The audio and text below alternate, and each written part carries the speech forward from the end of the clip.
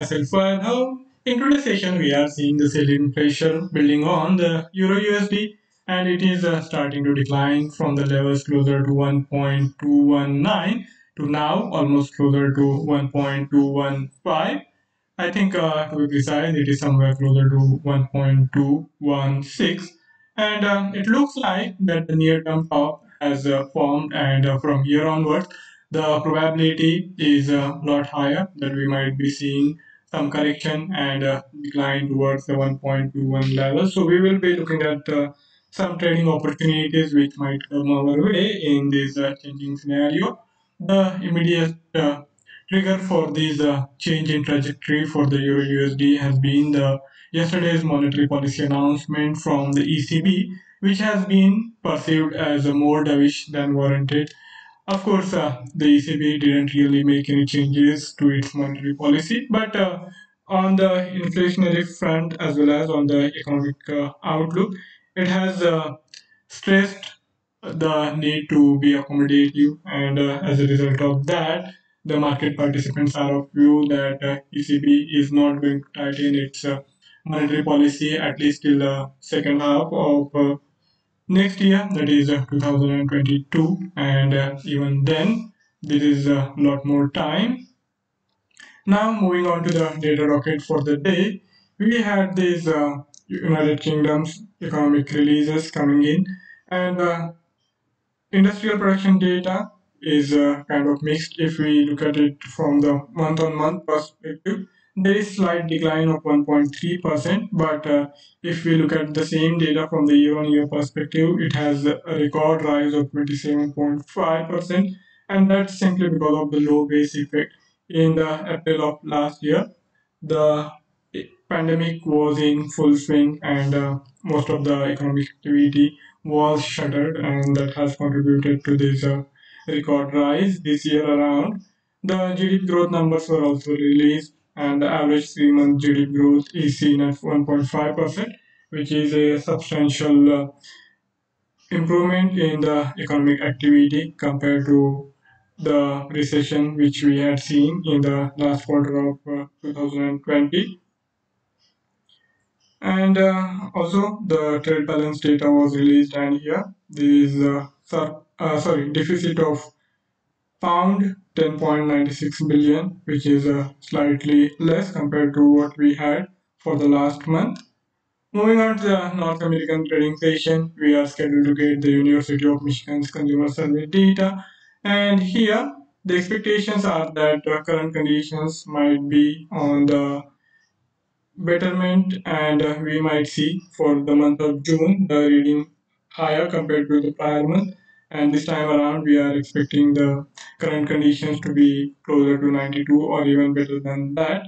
The inflation expectations are also likely to shoot up. Last time around we had the inflation expectations at 4.6%, and looking at the CPI data which was released recently, I'm expecting this time around we can expect the inflation expectations to even jump beyond 5%. The consumer sentiments remain robust, and the strong reading is expected on this front also. Now let's shift our attention to the technical outlook. First, we will consider the Euro USD's technical formation, and then we will also consider what's happening in the USDJPY. In last session, I had talked about the base formation on the lower side for the USD the strong support in place closer to the levels of 109.5. And in today's session also, we are seeing that so far in the session, the USD has respected the support on the lower side, and it looks likely that we can expect some upward momentum to build up as the day progresses. So we will be looking at any trading opportunity in light of this.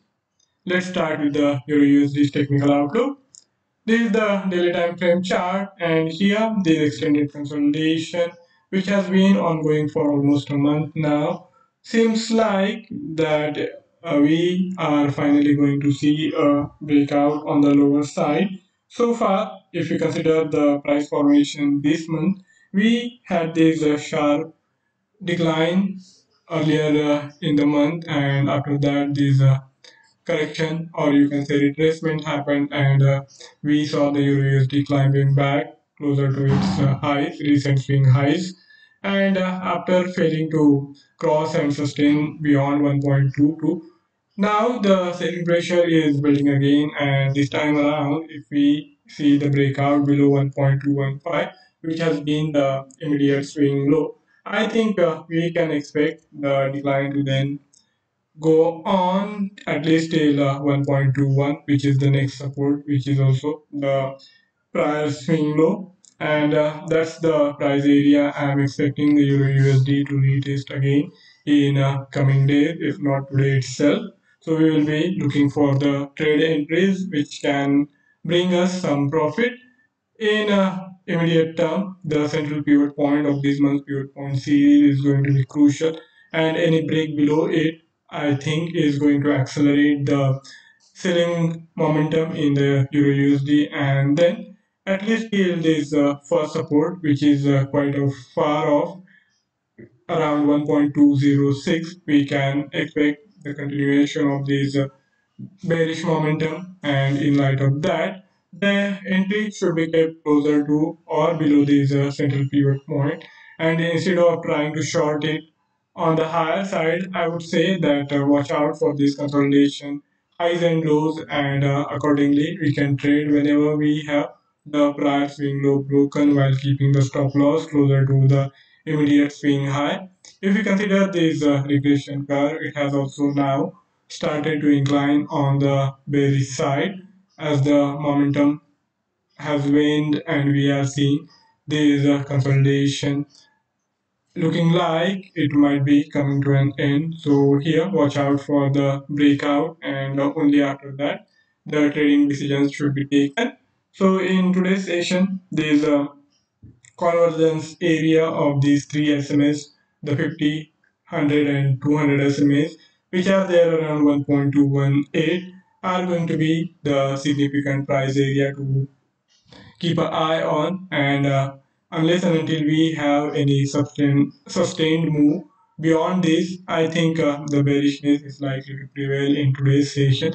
So if you are looking from the intraday perspective, you can go short anywhere closer to this central pivot, these convergence of these three SMAs. And in the day itself, we can expect the Euro USD to go on to retest this prior swing low, yesterday's low, which was just below 1.215. And if you are into the swing trading, and if you want to take the trade for medium term perspective to longer term perspective, then I think for that you might need to wait for the clear-cut breakout below this prior swing low, but from intraday perspective, the trade can be taken. And since intraday trading offers you the sharp stop loss and target price probabilities, the trade stop loss is going to be fairly sharp. I think the stop loss just little above the immediate high, which is there around 1.219, should be good enough. So you will have a sharp stop loss anywhere around 10 to 15 pips, and on the target price side, you can keep the target price of at least around 30 pips to cover the risk, and that will get you the risk reward ratio of 1 is to 2. And similarly, from the swing traders perspective, if you want to go short, the entry will work out just little below 1.215, and stop loss is going to be the same.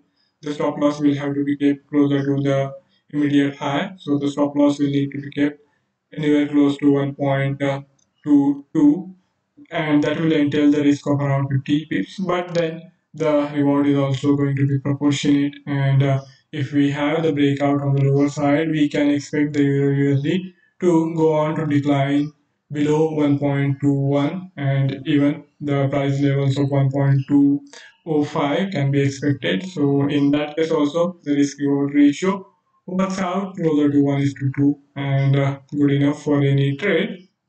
Now moving on to the USDJPY technical formation. This is the daily time frame chart, and as I had talked about in yesterday's session, we have this formation of higher highs and higher lows for the USDJPY. And this time around also, we are seeing that on the lower side, the USDJPY is consolidating in a very narrow range closer to this immediate support. So unless and until we have any breakout on the lower side, I think it is not going to be prudent to go short in the USDJPY. Rather than that, the probability is emerging that we might see the USDJPY resuming its upward momentum, and in course of time, we can expect the USDJPY to climb back towards this prior swing high or even higher. But since the consolidation phase is ongoing, we will have to trade cautiously, and all we need to do is buy closer to the support and sell closer to the resistance. And for that, we will have to rely on the lower time frame charting, where we can consider the central pivot point, which is there around 19.5, as a crucial marker.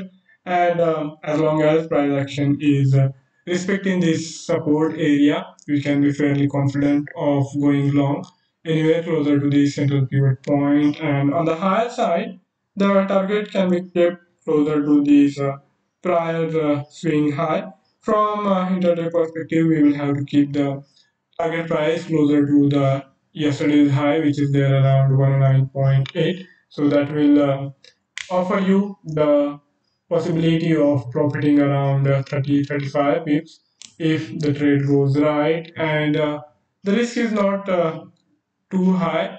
I think for entry anywhere closer to 109.4 or just little above that, the stop loss of 109.2 or thereabout should be good enough. So here you have to take the risk of around 20 pips, and on the higher side, you should be looking at the probability of at least 40 pips, and that will get the risk reward ratio in your favor. If you consider the regression curve, it has continued to be inclined on the higher side, but since the price action has gone sideways, we are seeing it flattening, and a lot is going to depend on how the price action plays out for over the next couple of days. And since the consolidation has been ongoing for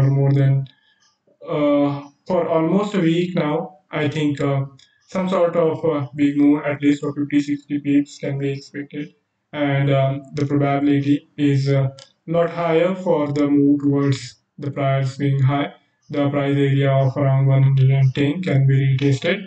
And that's the reason why I'm optimistic for the bullish momentum. And for the trade, we can keep in mind these two SMAs, the 50 and 100 SMAs, which are converging closer to 109.4, just a little above 109.4. And for intraday traders, the stop loss below 109.3 or just close to 109.3 should be good enough. And on the higher side, as I explained to you in the 4 hourly starting also, the stop loss and the target price should get the risk reward ratio of at least 1 is to 2. And to cover the risk, we will have to keep the target price closer to this price swing high or even beyond that. And we have this 200 SMA, which is going to be acting as the resistance, immediate resistance, and that's where the price was capped in the yesterday's session also. And if we see the USDG price sustaining above it, then I think this time around we can expect the things to change. And if we have this consolidation giving a way to a new breakout beyond these prior swing highs towards the 110, then I think we can expect the turnaround and try to continue to hold on to a long position. And if you are willing, you can even hold the position for next couple of days. And from medium term perspective, the probability is quite good that we can see, or we can expect to see, the USDJPY climbing towards the prior swing high, which is there around 110.3 or thereabout. So that's my take looking at the current price formation of the USDJPY. And if you have any query or any idea to share, you can write to me in the feedback section, and I would be more than happy to take the discussion forward. Before I sign off, I would also like to remind of the risk associated with trading in the financial instrument, and one should be careful while using the information provided. Have a fabulous day ahead, and the weekend. See you on Monday. Till then, goodbye.